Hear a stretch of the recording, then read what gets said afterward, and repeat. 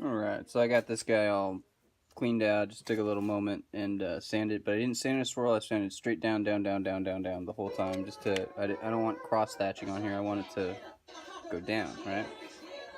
So I got the wood piece down there that I cut out a hole in out of.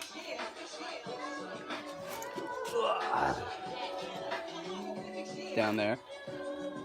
So I know there's no interference in this block here, and then I just kind of strapped it on here. So what I'm going to do is I'm actually going to be heating this, and I have the bushing in the freezer right now. So I'm going to have this super hot, and I have that freezing cold, and then I'm going to put it in here and try to drive it in place with a hammer, which is not the preferred method. This is the way to do it, but use a C-clamp. Basically, this is the right way to do it. But you know, do what you got to do. I personally didn't want to rent the tool for 60 bucks because all of those were wrong, and I ended up having to buy this and another one socket, and then I didn't want to add the 60 bucks on top of that. I ain't returning this after I've been beating on it. But because this is for a larger socket than a half, pretty hardcore this thing, so I mean it'd be hard to really break it.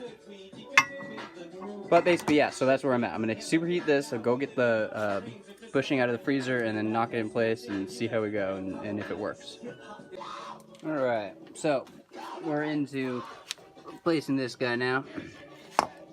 So remember, 3" at a time. I just set this guy up, which is 3.18. It's a bearing seal driver, essentially. One that I bashed the fuck out of. But so got this ring down here to support underneath here, and to also have relieve the space.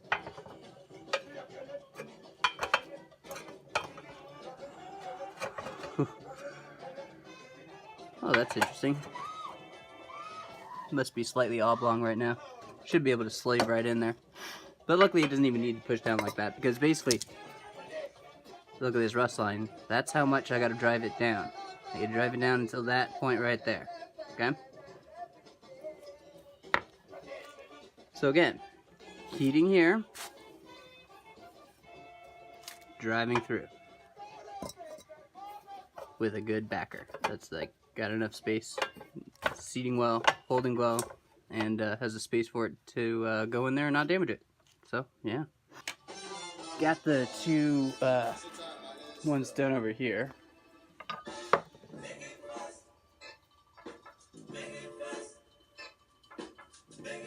So this is the side that I did not smash in.